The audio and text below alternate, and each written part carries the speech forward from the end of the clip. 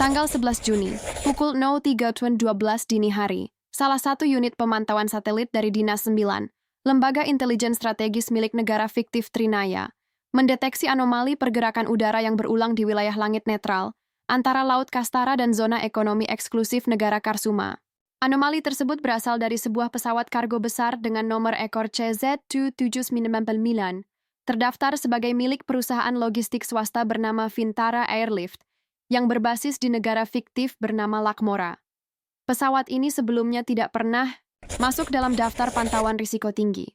Namun, kejanggalan muncul ketika unit sistem deteksi massa, MSA, pada satelit Orbe 4 mencatat bahwa bobot muatan kargo tidak pernah berubah secara signifikan meski CZ-799 telah mendarat dan lepas landas dari 5 lokasi berbeda dalam 2 minggu terakhir. Dalam log penerbangan internasional, pesawat ini seharusnya melakukan pengiriman alat medis dan komponen industri ringan. Namun berdasarkan data frekuensi dan waktu parkir di bandara transit, aktivitasnya lebih menyerupai transfer barang bernilai tinggi dalam pola penghindaran bea cukai. Tim Sigma VI, Subunit Analisis Digital dan Forensik Data milik Dinas 9, segera melakukan penelusuran digital terhadap jalur komunikasi pesawat dan perusahaan induknya. Mereka menemukan rekaman percakapan dalam bentuk gelombang suara frekuensi rendah yang tidak terdaftar dalam jalur komunikasi legal. Setelah didekodekan, transmisi tersebut mengarah ke entitas korporasi fiktif bernama Valurix Holdings yang selama ini menjadi wajah legal dari organisasi korupsi internasional Grup Varuna. Grup Varuna merupakan jaringan korporasi bayangan yang dikenal spesialis dalam pengalihan kekayaan negara melalui skema tambang gelap, perdagangan logistik palsu, dan ekspor sumber daya strategis dari kawasan konflik atau zona abu-abu ekonomi. Organisasi ini memiliki satu tokoh pusat yang dikenal oleh komunitas intelijen dengan nama Sandi Drajan Kordas. Sosok ini merupakan mantan pejabat tinggi Kementerian Energi Trinaya yang menghilang setelah penyelidikan besar 2 tahun lalu mengenai penggelapan pendapatan tambang. Keterkaitan antara CZ-799 dan Drajan Kordas mulai terlihat saat sistem Sigma VI memindai ulang data biometrik dari bandara-bandara yang pernah disinggahi pesawat tersebut. Dalam satu rekaman kamera termal di Bandara Arvesta, terekam figur pria berusia sekitar 50 tahun, tinggi 180 cm, mengenakan topi dan masker medis. Data wajah termalnya cocok 89% dengan profil biometrik lama milik Kordas. Meski tidak bisa dijadikan bukti langsung, tingkat kecocokan ini cukup untuk meningkatkan level ancaman menjadi kelas merah dalam protokol internal Dinas 9. Pada saat yang sama, Pusat Komando Dinas 9 menerima notifikasi dari unit sandi komputasi bahwa telah terjadi aktivitas penghapusan massal data dari server milik perusahaan Valurix Holdings yang berada di Singvara, negara netral yang dikenal ramah terhadap investasi tanpa audit. Aktivitas tersebut terjadi hanya beberapa menit setelah pemindaian oleh Sigma VI selesai. Ini menandakan adanya infiltrasi informasi yang bocor, atau justru ada pihak dalam organisasi mereka yang menyadari bahwa mereka sedang diawasi. Menindaklanjuti situasi tersebut, pimpinan Dinas 9 mengaktifkan kode operasi Langit Hitam, sebuah protokol khusus yang hanya digunakan untuk kasus-kasus yang melibatkan aset nasional dalam risiko ekspor ilegal skala besar. Berdasarkan laporan logistik dan pelacakan lintas satelit, CZ-799 diperkirakan akan kembali mengisi bahan bakar dan logistik teknis di Bandara Regional Sarsama, sebuah titik transit internasional yang memiliki jalur rahasia untuk kargo diplomatik. Dan militer bandara ini terletak di wilayah utara negara Karsuma, yang walaupun tidak terlibat langsung dalam konflik politik dengan Trinaya, dikenal memiliki sistem keamanan bandara yang mudah disusupi lewat jalur administratif atau kedok logistik multinasional. Tim intelijen memperkirakan, disinilah kesempatan terakhir sebelum kargo ilegal tersebut meninggalkan zona pengaruh Trinaya dan menuju ke negara tujuan ekspor, Helvantar, sebuah kawasan bebas pajak yang sering digunakan untuk pencucian emas, hasil tambang, dan komoditas curian. Analisis terhadap dimensi pesawat, kapasitas tangki, dan pola pengisian ulang bahan bakar mengindikasikan bahwa pesawat membawa beban di atas 1.000 ton, sebuah angka yang secara logistik tidak mungkin hanya berupa alat medis atau barang industri ringan seperti yang tercantum di dokumen. Berdasarkan data termal dan pembacaan resonansi magnetik dari satelit, sebagian besar isi kargo tersebut memiliki karakteristik logam padat, tidak berkarat, dan tertata dalam susunan geometris yang mirip dengan emas batangan. Informasi ini segera dikompilasi dalam sebuah laporan situasional sepanjang 74 halaman dan diserahkan kepada Komite Operasi Rahasia Trinaya. Dalam tempo kurang dari 24 jam, keputusan diambil. Misi penyusupan dan penggerebekan akan dilakukan di Bandara Sarsama secara senyap dan cepat, tanpa melibatkan pemerintah Karsuma secara resmi. Pimpinan operasi lapangan ditugaskan kepada Letnan Kepala Rafia Ekorda, seorang perwira yang sebelumnya terlibat dalam operasi penghentian jalur senjata di kawasan selatan. Ia ditugaskan membentuk satuan gabungan bernama Unit Operasi Senyap C71, terdiri dari 18 personel dengan spesialisasi komunikasi satelit, infiltrasi bandara, penguasaan avionik, dan logistik udara. 1 minggu sebelum pelaksanaan misi, anggota C71 mulai diberangkatkan secara bertahap menuju Karsuma menggunakan identitas samaran sebagai konsultan penerbangan, teknisi, teknolog drone sipil, dan tim audit logistik. Mereka membangun jaringan diam-diam di sekitar bandara, memetakan waktu-waktu rentan, mengidentifikasi pintu masuk ilegal, serta membuat simulasi penyergapan berdasarkan konfigurasi pesawat CZ799. Tidak ada liputan media, tidak ada pengumuman resmi. Semua dilakukan di bawah permukaan. Dan dari ketinggian 500 km di atas permukaan bumi, satelit Orb 4 terus mengawasi pergerakan pesawat tersebut. Tidak dengan suara, tapi dengan keheningan penuh perhitungan. Unit Operasi Senyap C71 tiba di wilayah negara Karsuma dalam 3 gelombang, dimulai pada 15 Juni dan berakhir pada 19 Juni. Setiap anggota menggunakan identitas yang telah dipalsukan secara legal melalui jalur diplomatik tingkat rendah, tanpa mengundang kecurigaan dari pihak imigrasi atau otoritas bandara. Mereka tidak datang bersama, tidak tinggal di hotel yang sama, dan tidak saling berinteraksi di ruang publik.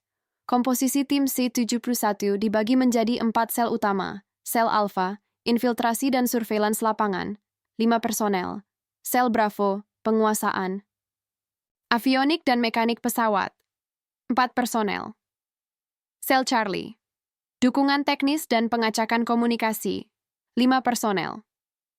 Sel Delta, eksekusi utama dan pengamanan muatan, 4 personel. Sel Alpha bergerak lebih dahulu dan melakukan pemetaan visual terhadap bandara. Regional Sarsama, lokasi yang terletak 18 km di utara ibu kota Karsuma. Bandara ini secara resmi dikelola oleh Kementerian Perdagangan Karsuma, namun dalam praktiknya dioperasikan oleh pihak ketiga swasta yang kerap meloloskan kargo diplomatik tanpa pemeriksaan penuh. Rekam jejak intelijen sebelumnya menunjukkan bahwa bandara ini beberapa kali menjadi titik transit untuk ekspor hasil tambang yang tidak terdaftar dalam sistem bea cukai Karsuma. Sel Alpha menggunakan kendaraan sipil dan drone mini kamuflase untuk merekam pola aktivitas malam hari. Mereka memetakan 3 jalur utama kargo, 2 pintu gerbang sisi utara yang dijaga longgar, dan 1 pintu sisi barat yang terhubung langsung ke hanggar privat.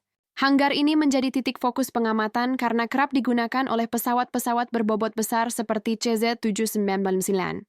Waktu bongkar muat yang dicatat dari pengamatan visual menunjukkan bahwa kegiatan dilakukan dalam rentang 02.00.04.30 pagi dengan minimal 2 truk besar keluar tanpa pencatatan digital pada sistem bandara. Sementara itu, sel Bravo menyusup sebagai teknisi konsultan dari perusahaan fiktif Air Makra Aviation, mengantongi surat tugas resmi yang telah difabrikasi oleh Unit Dokumentasi Dinas Milan. Mereka diberi akses terbatas ke jalur parkir dan apron teknis. Dari jarak dekat, mereka memeriksa kontur bekas pendaratan pesawat sejenis CZ799, mencatat pola tekanan roda, arah dorong mesin, dan karakteristik bekas bahan bakar yang ditinggalkan. Semua ini dilakukan untuk memastikan bahwa mereka dapat mengenali dengan tepat kondisi pesawat jika harus melakukan perebutan fisik. Sel Charlie bergerak lebih terselubung. Mengandalkan perangkat pengacakan sinyal spektrum rendah dan sistem pengumpul metadata komunikasi, mereka menyusup ke jaringan pengendali bandara melalui jalur Wi-Fi pengunjung dan jaringan VPN satelit yang bocor. Dalam 2 hari, mereka berhasil mengakses sistem pendaftaran kargo internal yang tidak pernah terkoneksi ke jaringan publik. Dalam log tersebut, terdaftar sebuah penerbangan dengan inisial SHD44, jadwal masuk pada 21 Juni pukul 02.45 pagi, identitas pesawat, CZ799, tujuan, akhir, pengisian bahan bakar dan pelepasan logistik industri. Yang menjadi perhatian bukan hanya data pesawat, melainkan nama pengirim dan pengelola muatan, Valurix Logistic Division, dengan dokumen ekspor bertanda, material komposit non-komersial, total berat, 1.1924. Getter, keterangan material. Komposit adalah istilah yang sering dipakai dalam dokumen palsu untuk menyembunyikan komoditas bernilai tinggi seperti logam mulia, berlian industri, atau uranium mentah. Fakta bahwa tidak ada pengawasan militer atau bea cukai Karsuma yang melekat pada logistik seberat 1 juta kilogram adalah indikator kuat bahwa ini adalah jalur korupsi skala besar. Sel Delta, sebagai eksekutor inti, tidak melakukan operasi lapangan sampai hari H. Namun mereka tetap melakukan latihan simulasi di lokasi persembunyian di distrik industri tua sekitar 8 km dari bandara. Di tempat itu, mereka menyusun strategi perebutan pesawat dalam waktu kurang dari 12 menit, memanfaatkan kelemahan shift, pergantian penjaga, blind spot kamera, dan waktu tertidur teknisi lokal. Dynas 9 memberlakukan waktu penyergapan maksimal selama 21 menit, terhitung dari pesawat selesai parkir hingga titik evakuasi kargo. Melebihi waktu itu, risiko intervensi militer Karsuma meningkat drastis. Pada tanggal 20 Juni, sekitar pukul 22.02 malam, semua sel berkumpul untuk terakhir kalinya di satu ruangan tertutup di area netral distrik logistik, menyamakan sandi, memverifikasi identitas cadangan, dan mendistribusikan perangkat komunikasi berbasis satelit lokal. Tidak ada upacara, tidak ada briefing panjang, hanya ada pengulangan prosedur dalam urutan singkat dan penguncian data sandi. Peralatan yang disiapkan, 3 drone pengacak sinyal jalur VHF-UHF, 2 jammer portabel untuk menonaktifkan radar sipil, 1 sistem pemotong daya otomatis, melewati jalur. Pasokan utama hanggar. 4 set exosuit ringan untuk unit Delta 12 senjata api kelas senyap dengan peluru karet dan logam ringan. 1 hardcase khusus untuk pengangkutan sampel logam curian, kapasitas 300 kg. Unit C-71 tidak diberi izin membunuh, kecuali jika dalam situasi mempertahankan nyawa. Namun mereka dibekali teknologi taktis yang memungkinkan mereka melumpuhkan lawan tanpa suara dan tanpa luka permanen. Misi utama bukan menangkap orang, melainkan menghentikan aset negara yang akan hilang ke luar negeri. 1 jam sebelum pendaratan. CZ-799, Bandara Sarsama dalam kondisi tenang, hampir tidak ada penerbangan lain dijadwalkan. Cuaca mendung, kecepatan angin rendah. Semua sinyal menunjukkan bahwa ini adalah malam yang akan menentukan antara keberhasilan operasi atau paparan diplomatik.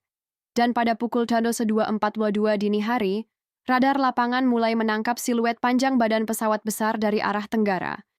Ketinggian menurun cepat. Sistem pengenal sinyal otomatis mengonfirmasi CZ-799 dalam pola pendaratan final operasi Langit Hitam telah memasuki tahap eksekusi.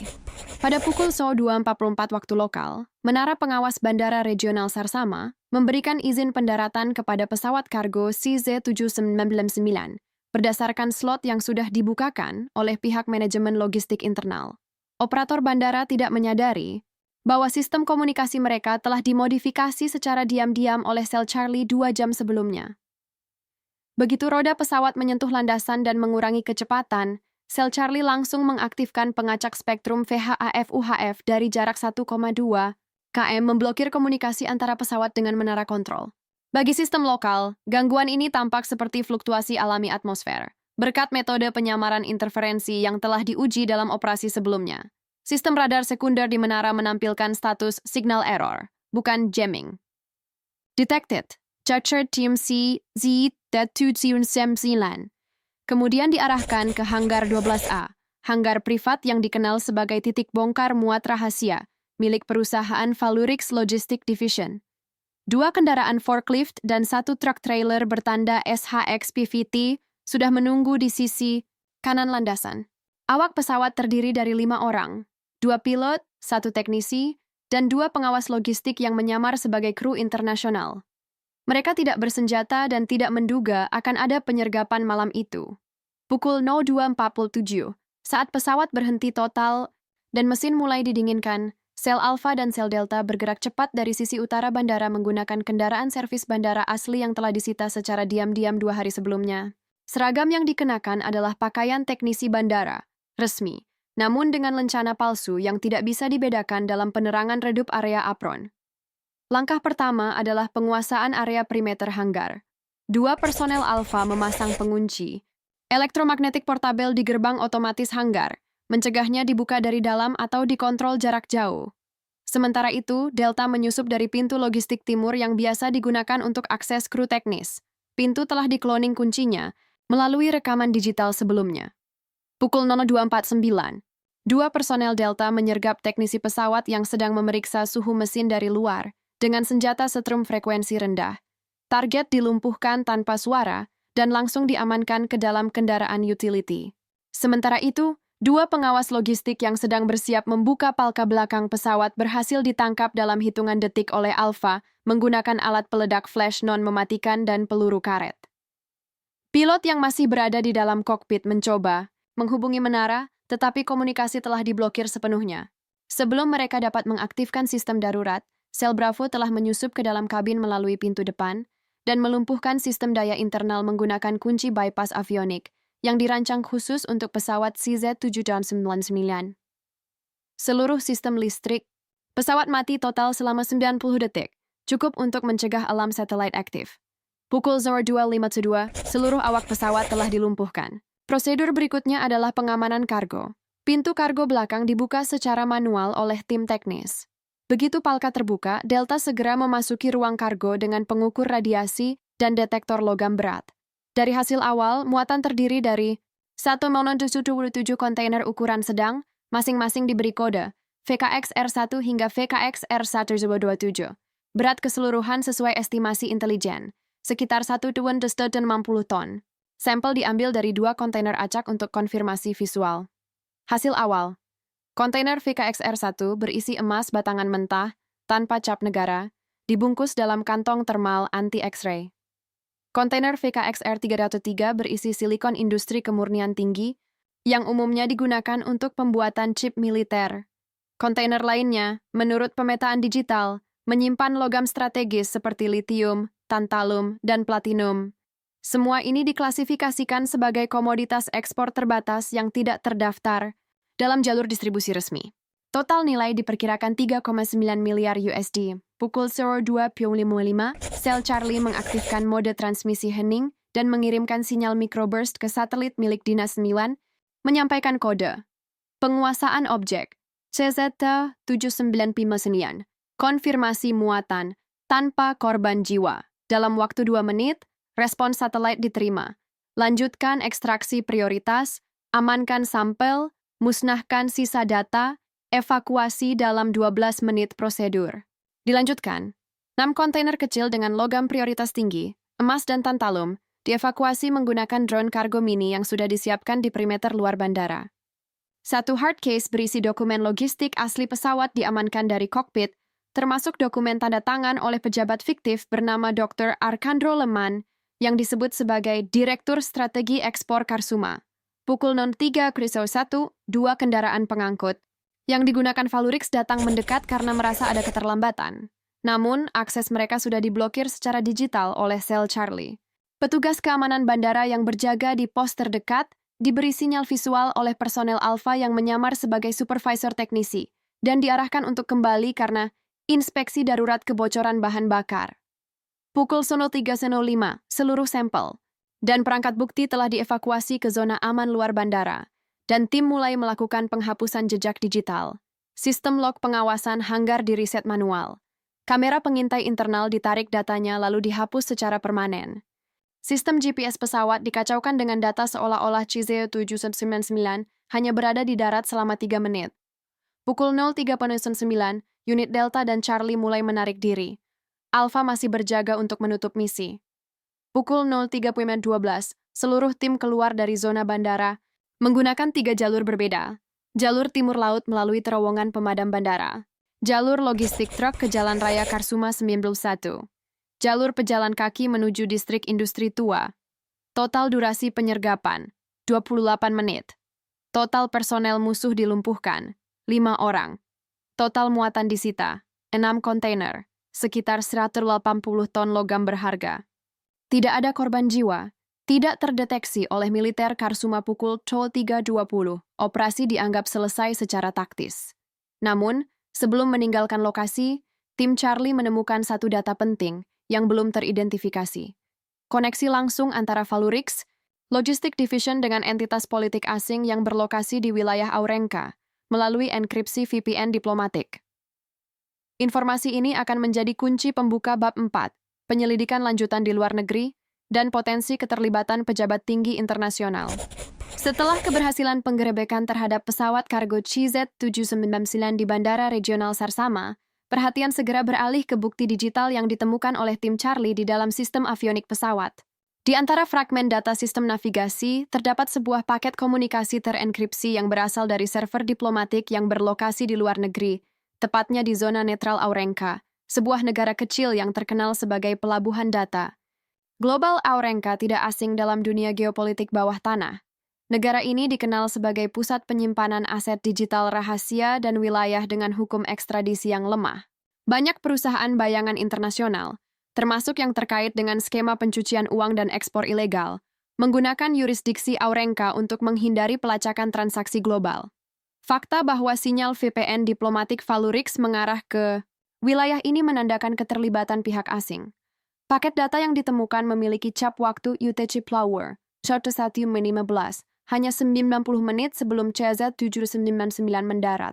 Isinya adalah rangkaian metadata logistik, berupa jadwal pelabuhan ekspor di Teluk Liora, informasi bea cukai palsu, dan otorisasi digital atas nama Ministeriale Economa Aurelius Fon, seorang pejabat tinggi Aurenca yang tercatat secara resmi sebagai konsultan perdagangan multinasional. Namun, investigasi internal Dinas Milan mencatat bahwa nama tersebut juga pernah muncul dalam dokumen rahasia penyelidikan pencurian logam tanah jarang di Afrika Tengah 2 tahun sebelumnya.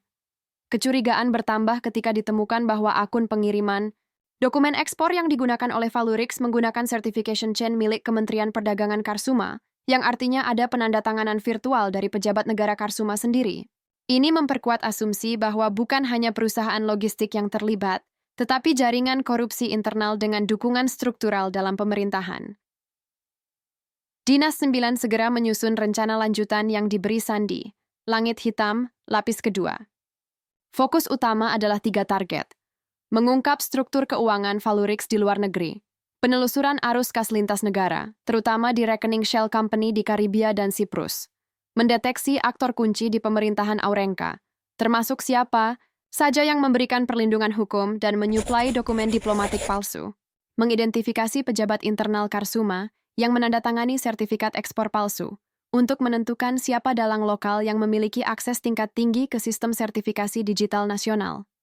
Dalam kurun waktu 48 jam, tim siber internasional dari Dinas 9 bekerja sama dengan 2 lembaga sekutu, Omega Intel Europe dan CIBR Mil Asia, membentuk unit khusus yang beroperasi dari luar wilayah Karsuma.